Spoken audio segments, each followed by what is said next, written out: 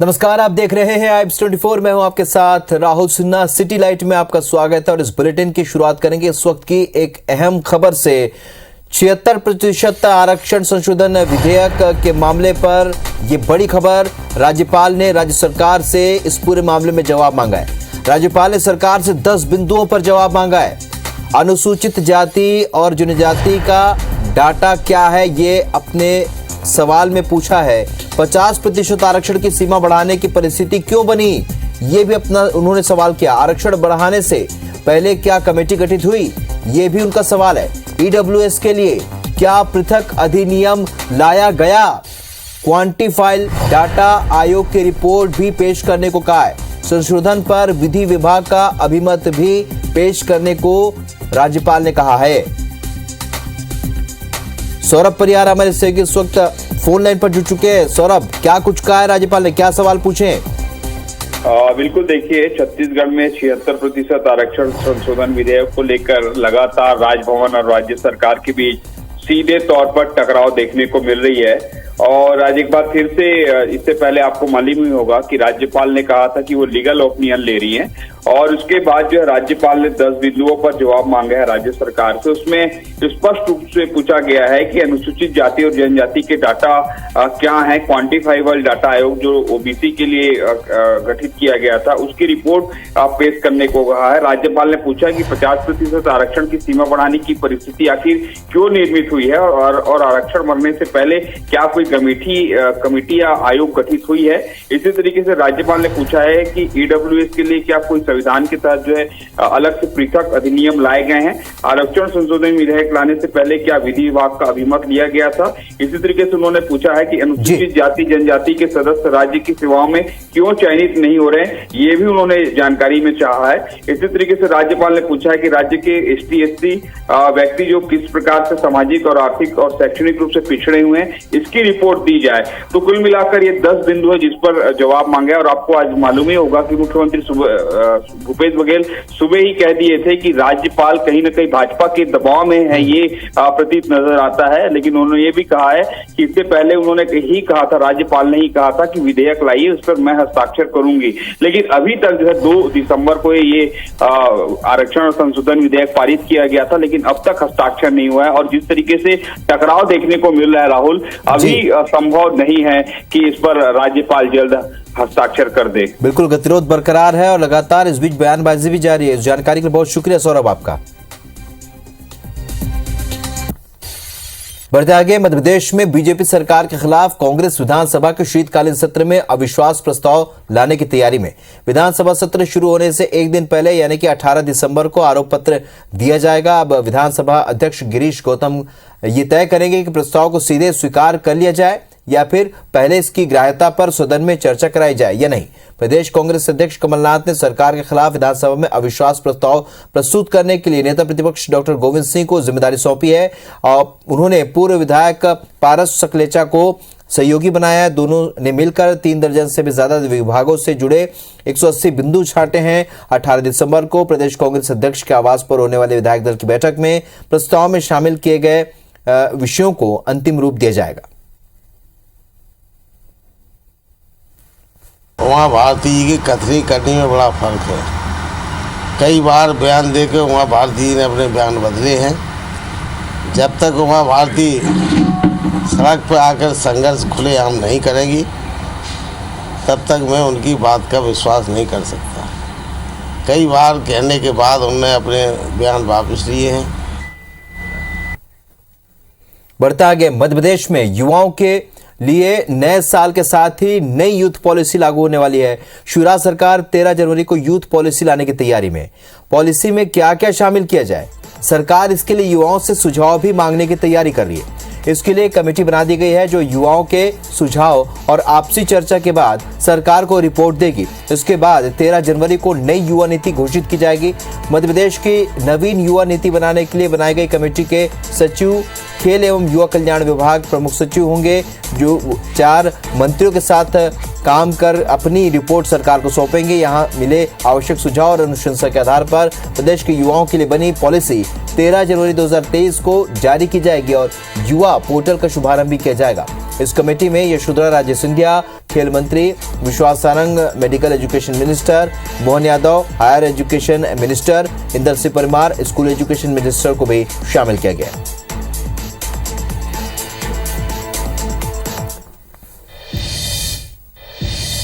बात छत्तीसगढ़ के करते जहां पर युवा कांग्रेस की युवा क्रांति बुनियादी प्रशिक्षण शिविर का आयोजन आज से रायपुर में शुरू हुआ। 3 दिवसीय प्रशिक्षण शिविर के पहले दिन आज कैबिनेट मंत्री रविंद्र चौबे पहुंचे, जिन्होंने युवा कांग्रेस और कांग्रेस संगठन के कार्यों को बारीकी से बताया। प्रशिक्षण शिविर के बारे में जानकारी देते हुए युवा कांग्रेस के प्रदेश अध्यक्ष आकाश शर्मा ने बताया कि युवाओं को पार्टी के कामकाज के बारे में बताया जाना बेहद जरूरी है। कांग्रेस पार्टी ने देश की आजादी और आजादी के बाद देश के विकास के लिए महत्वपूर्ण भूमिका निभाई है, जिसे युवा कांग्रेस के पदाधिकारियों को बताना आवश्यक है। छत्तीसगढ़ में कांग्रेस की सरकार किसान, आदिवासी, शिक्षा और स्वास्थ्य के सभी मुद्दों पर बेहतर कामकाज कर रही है। इसका प्रचार प्रसार भी युवा कांग्रेस के कार्यकर्ता करेंगे। छत्तीसगढ़ प्रदेश यूथ कांग्रेस की 3 दिवसीय प्रशिक्षण शिविर आयोजित की गई है। इसमें सभी प्रदेश के अधिकारी, जिला अध्यक्ष, विधानसभा अध्यक्ष को बुलाया गया है। 3 दिन यूथ कांग्रेस का प्रशिक्षण शिविर युवा क्रांति बुनियादी नाम से हम कर रहे हैं। इसमें कांग्रेस की विचारधारा, बूथ मैनेजमेंट और यूथ कांग्रेस के लोगों को एक ऊर्जावान तरीके से संचालन करके वो बताएंगे कि यूथ कांग्रेस की रूपरेखा क्या रहेगी। मध्य प्रदेश के ऊर्जा मंत्री और ग्वालियर विधानसभा क्षेत्र से विधायक प्रद्युम्न सिंह तोमर को ग्वालियर जिला न्यायालय की स्पेशल कोर्ट ने बरी कर दिया है। प्रद्युम्न सिंह तोमर पर आरोप था कि उन्होंने अपने समर्थकों के साथ मिलकर साल 2007 में मुकेश कुशवाहा की डेड बॉडी को रखकर चक्का जाम किया था। साथ ही पुलिस को रोकने पर पुलिस पर पथराव और शासकीय कार्य में बाधा सहित दूसरी धाराओं में भी उनके खिलाफ मामला दर्ज था। हालांकि इसी मामले में 3 आरोपियों को कोर्ट ने 2-2 साल की सजा सुनाई है। साथ ही एक आरोपी के मामले में अपना फैसला सुरक्षित रख लिया है। दरअसल 2007 में मुकेश कुशवाहा की मौत हो गई थी। उसकी बॉडी को लेकर परिजनों ने हजीरा चौराहे पर धरना प्रदर्शन किया था। इस दौरान प्रद्युम्न सिंह तोमर भी उसमें शामिल हो गए थे। जब पुलिस ने चक्का जाम खुलवाने की कोशिश की तो लोगों ने पुलिस पर पथराव कर दिया था और सभी लोग डंडे लाठियां लेकर आए थे और उन्होंने रास्ते में चक्का जाम करने लगे। जब पुलिस तत्कालिक थाना प्रभारी शंभू सिंह जाट और अन्य पुलिस फोर्स ने चक्का जाम खुलवाने का प्रयास किया तो जो लोग थे उनके द्वारा पथराव करने लगे, जिससे पुलिस बल को चोट आई। कोई मूवमेंट हुआ था, उस मूवमेंट को लेकर के चक्का जाम वगैरह का केस रजिस्टर्ड हुआ था। उसमें आज न्यायालय ने मुझे निर्दोष साबित किया है। मैं न्यायालय के निर्णय का सम्मान करता हूं। बिलासपुर नगर निगम के वार्ड नंबर 25 के रहवासियों ने आज निगम कार्यालय का घेराव कर दिया। इस दौरान बड़ी संख्या में वार्डवासी अपनी मांगों को लेकर निगम दफ्तर पहुंचे। यहां निगम गेट में ही धरना देकर रहवासियों ने निगम प्रशासन के खिलाफ जमकर नारेबाजी की। दरअसल तालापारा वार्ड नंबर 25 के चांदमारी तालाब के आसपास रह रहे करीब 200 परिवारों को निगम ने मकान खाली करने का नोटिस जारी किया।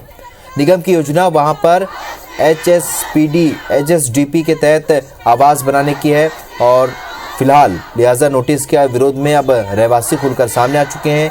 इसे लेकर आज वार्ड क्रमांक 25 के रहवासियों ने निगम दफ्तर का घेराव कर दिया। रहवासियों की मांग है कि उन्हें वहीं पर मकान बना कर दिया जाए। इधर मांगों को लेकर रहवासियों ने निगम आयुक्त को मांग पत्र भी सौंपा है। निगम आयुक्त ने रहवासियों की मांग पर कार्रवाई का आश्वासन दिया है।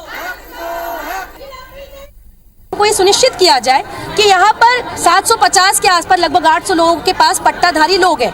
जो स्थायी पट्टा है दिग्विजय सिंह की सरकार में राजीव गांधी जी जो पूर्व प्रधानमंत्री हैं स्वर्गीय श्री, उनके नाम पे वो पट्टा दिया गया था। आज फिर से नोटिस की प्रक्रिया की जा रही है। बहुत सालों से रह रहे हैं, 70-50 साल से वहाँ हमारे माँ बाप रहते थे। अब हम लोग रह रहे हैं, हमारे बच्चे रह रहे हैं। तो हम तो यही चाहेंगे कि हमको या तो एक अच्छा सा नाम दे के उस नगर निगम कॉलोनी को सौंदर्यकरण के हिसाब से, अगर स्मार्ट सिटी के हिसाब से बोल रहे हैं तो स्मार्ट सिटी के हिसाब से हमको नाम दे दिया जाए। ग्वालियर के मोती महल में आए दिन चोरी की वारदात हो रही है। मोती महल से सरकारी विभागों के कार्यालयों को शिफ्ट करने के बाद पूरा परिसर असुरक्षित हो गया है। रात में असामाजिक तत्व परिसर में मौजूद रहते हैं। परिसर में श्रम न्यायालय के ही ताले बदमाशों ने तोड़ दिए। हैरत की बात यह है कि वारदात आधी रात नहीं बल्कि शाम के समय हुई। जो साहब हैं उनके विश्राम कक्ष का जो ताला था उसको तोड़ने की कोशिश की उसको उन्होंने उसके दरवाजे को तोड़ा, उसके कांच तोड़ दिए।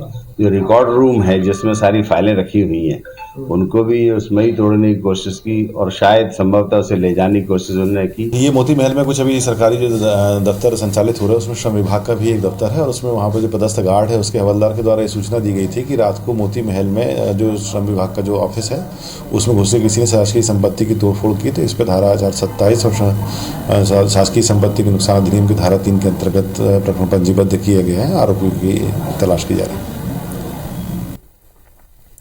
मध्य प्रदेश सरकार के एसपी से डीआईजी पद पर प्रमोशन वाले प्रस्ताव को केंद्र सरकार से मंजूरी नहीं मिली है।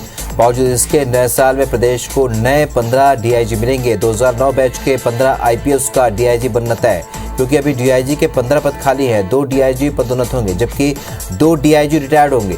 इसके अलावा राज्य सरकार ने 10 डीआईजी के अतिरिक्त पद पर पदोन्नति का प्रस्ताव भेजा था। इससे 2009 बैच के सभी आईपीएस डीआईजी बन सकते हैं। इस प्रस्ताव को मंजूरी मिलने की उम्मीद है।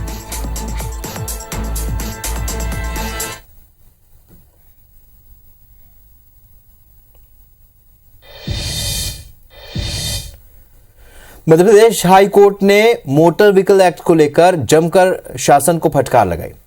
ये सुनवाई ग्वालियर की ऐश्वर्या शांडिल की याचिका पर हुई। पीआईएल में कहा गया था कि ग्वालियर में लगातार एक्सीडेंट की घटनाएं बढ़ती जा रही हैं, बावजूद इसके कोई भी कार्रवाई नहीं की जा रही है। इस पर सुनवाई के दौरान चीफ जस्टिस ने नाराजगी जताई, साथ ही शासन पर 25,000 रुपए का जुर्माना लगाया।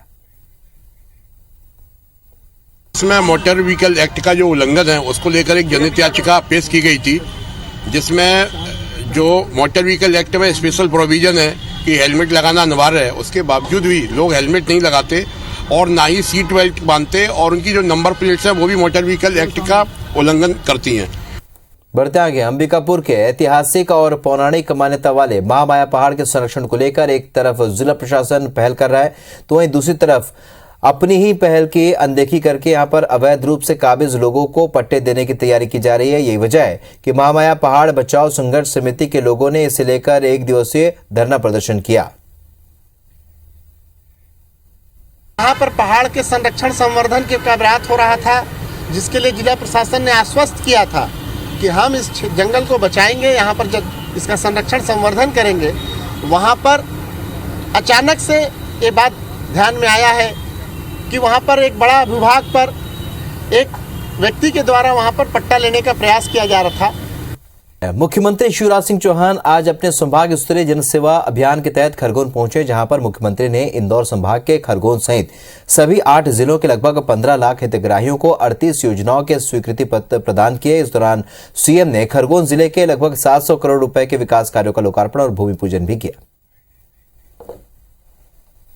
जनता के मन की बात जो है उसको आज पूरा कर दी है, क्योंकि बहुत दिनों से मेडिकल कॉलेज की मांग थी यहाँ और बीच बीच में आप लोग भी पूछते थे तो मैं तो बताता था, मैंने कहा मेडिकल कॉलेज तो निश्चित रूप से खरगोन में ही होगा।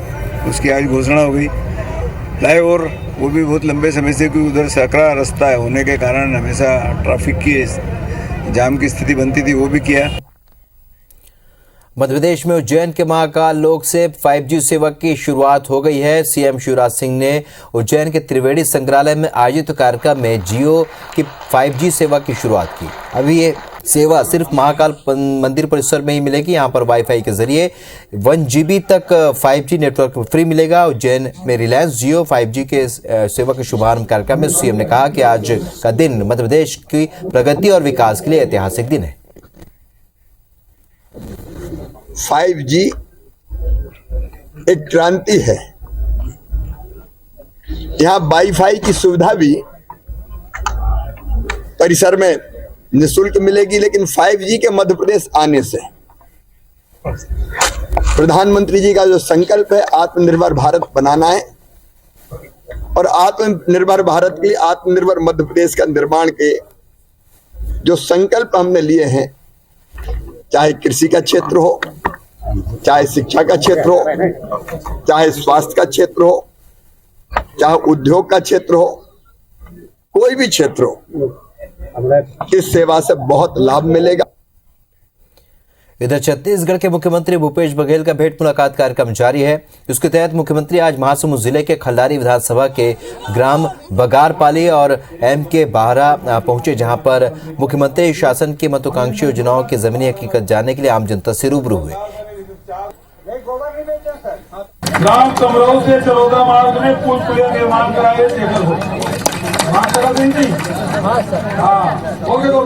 गोमा खान में स्वामी आत्माराम अंग्रेजी स्कूल शुरू किए जाए और गड़बेड़ा सिंघू पाली परसा पाली मार्ग और पुलिया निर्माण के प्रशासकीय स्वीकृति दी जाएगी। पूर्व मंत्री राजा पटेरिया के प्रधानमंत्री नरेंद्र मोदी की हत्या करने के लिए तत्पर रहने के वायरल वीडियो के मामले में प्रशासन ने कार्रवाई करना शुरू कर दिया है। कलेक्टर ने लोक निर्माण विभाग के इंजीनियर संजय खरे और टाइमकीपर रणधीर सिंह को भी निलंबित कर दिया। पन्ना कलेक्टर संजय कुमार मिश्रा ने कार्रवाई करते हुए पीडब्ल्यूडी के टाइमकीपर रणधीर सिंह और सब इंजीनियर संजय खरे पर गलत तरीके से सरकारी रेस्ट हाउस उपलब्ध कराने का दोषी माना है। वहाँ के लिए कोई परमिशन नहीं ली गई थी और इस वजह से कलेक्टर साहब ने वहाँ के संबंधित टाइम कीपर को और उपयंत्री को निलंबित किया है। उमरिया में किसानों ने सरकारी कर्मचारियों पर संगीन आरोप लगाए हैं। किसानों ने कहा है कि कर्मचारी हमसे बिना पैसे लिए कोई कार्य नहीं करते। बोरी भराई हो या फिर तुलाई, सिलाई और ग्रेडिंग करने तक का पैसा भी लिया जाता है।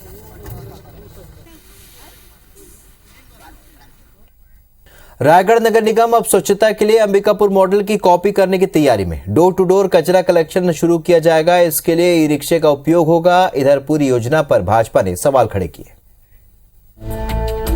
रायगढ़ नगर निगम अब शहर में डोर टू डोर कचरा कलेक्शन के लिए ई रिक्शे का प्रयोग करेगा। शहर के 48 वार्डों में महिला समूहों के लिए ई रिक्शा खरीदने की योजना है। योजना के तहत शहर में 10 जगहों पर चार्जिंग स्टेशन भी बनाए जाएंगे। निगम इस योजना पर 2 करोड़ रुपए खर्च करने की तैयारी में है, लेकिन भाजपा इसे फिजूल खर्ची करार दे रही है। भाजपा का कहना है कि 3 सालों में ही सफाई रिक्शे के नाम पर 80 लाख रुपए निगम बर्बाद कर चुका है। 10 लाख के 10 सफाई रिक्शे और 76 लाख की डस्टबिन भी खरीदी जा चुकी है। ऐसे में एक बार फिर से बड़ी राशि फिजूल खर्ची साबित होगी। जनता की गाढ़ी कमाई की राशि को दुरुपयोग किया जा रहा है। ई रिक्शा के माध्यम से सफाई व्यवस्था को दुरुस्त करने के लिए ई रिक्शा की खरीदी की जा रही है, जो कि पहले भी अनुपयोगी साबित हुई है और आज भी ये सक्सेसफुल नहीं है। इधर मामले में नगर निगम ने सफाई दी है। आसान होगा महिलाओं को चलाने के लिए और घर घर तक पहुंच करके कचरा कलेक्शन करने के लिए। तो महिलाओं की सुविधा को देखते हुए शहर में स्वच्छता को बनाए रखने के लिए ई रिक्शा भी उसमें प्रपोजल में जोड़ा गया है। दरअसल नगर निगम अंबिकापुर स्वच्छता मॉडल पर काम कर रहा है। इसके तहत स्वच्छता दीदियों से डोर टू डोर कचरा कलेक्शन किया जाएगा। सरकारी योजनाओं का कैसे दुरुपयोग होता है, अब हम आपको बताते हैं। जहां रायगढ़ के राशन दुकान संचालकों ने 5 करोड़ रुपए के सरकारी राशन की गड़बड़ी की, केंद्र के कोटे से मिला राशन बाजार में खपा दिया।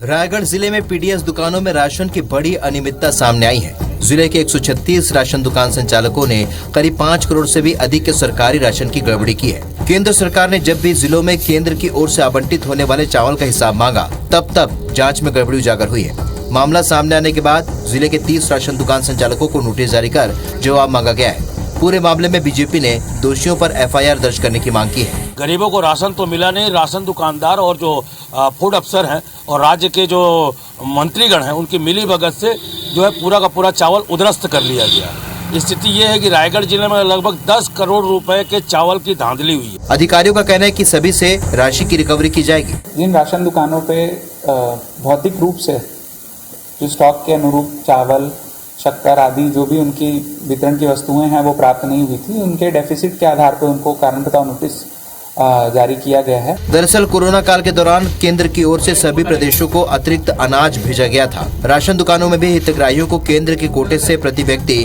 5 किलो का अतिरिक्त आवंटन किया गया था, लेकिन कई राशन दुकानों में हितग्राहियों को पूरे अनाज का आवंटन ही नहीं किया गया और बचे हुए राशन को बाजार में खपा दिया गया। लोहांडीगुड़ा ब्लॉक के आंजर में धर्मांतरित महिला के शव दफनाए जाने पर जमकर बवाल मचा हुआ है। आदिवासी समुदाय की तरफ से जमकर विरोध किया जा रहा है। बीते 3 दिनों से गांव में तनाव का माहौल है। इसके मौके पर भारी पुलिस बल भी तैनात किया गया है।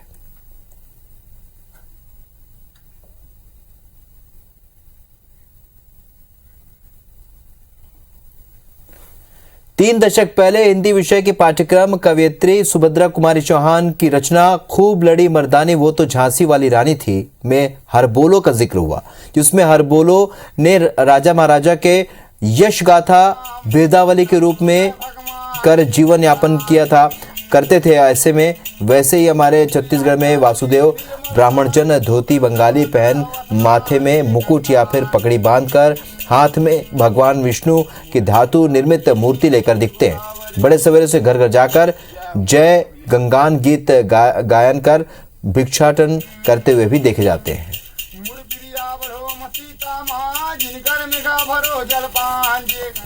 बिहार में शराबबंदी के बावजूद जहरीली शराब से हुई मौतों को लेकर नीतीश सरकार कटघरे में है।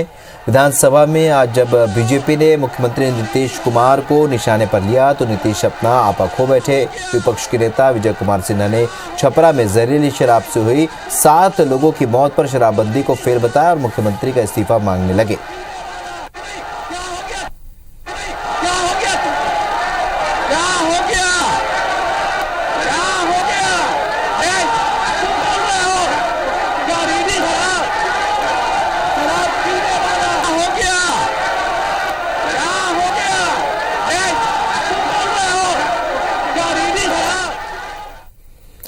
राहुल गांधी की राजस्थान में यात्रा का आज 10वां दिन है। आज सुबह सवाई माधोपुर में राहुल गांधी के साथ रघुराम राजन ने भी पदयात्रा की। रघुराम राजन भारतीय रिजर्व बैंक के पूर्व गवर्नर है। इससे पहले भी कई मशहूर हस्तियां यात्रा में शिरकत कर चुकी हैं। 7 सितंबर को कन्याकुमारी से शुरू हुई भारत जोड़ो यात्रा अब तक तमिलनाडु, केरल, कर्नाटक, आंध्र प्रदेश, तेलंगाना, महाराष्ट्र और मध्य प्रदेश से होते हुए राजस्थान पहुंची है।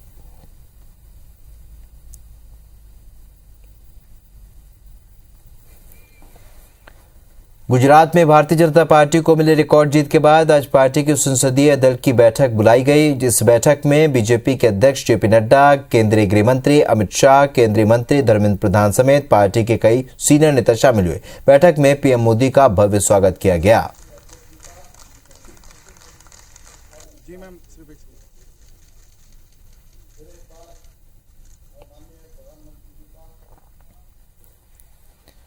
फीफा वर्ल्ड कप 2022 का दूसरा सेमीफाइनल देर रात 12:30 बजे फ्रांस और मोरक्को के बीच खेला जाएगा। मोरक्को ने इस वर्ल्ड कप में सिर्फ एक ही गोल खाया है, वो भी मोरक्को के खिलाड़ी ने ही गलती से किया। ये कनाडा के खिलाफ आया था। डिफेंडिंग चैंपियंस फ्रांस एक भी नॉकआउट मुकाबले को पेनाल्टी शूट आउट तक लेकर नहीं गई। सभी मैच उसने गोल स्कोर करके ही जीते और फ्रांस के पास लगातार दूसरे वर्ल्ड कप के फाइनल में जाने का ये मौका है।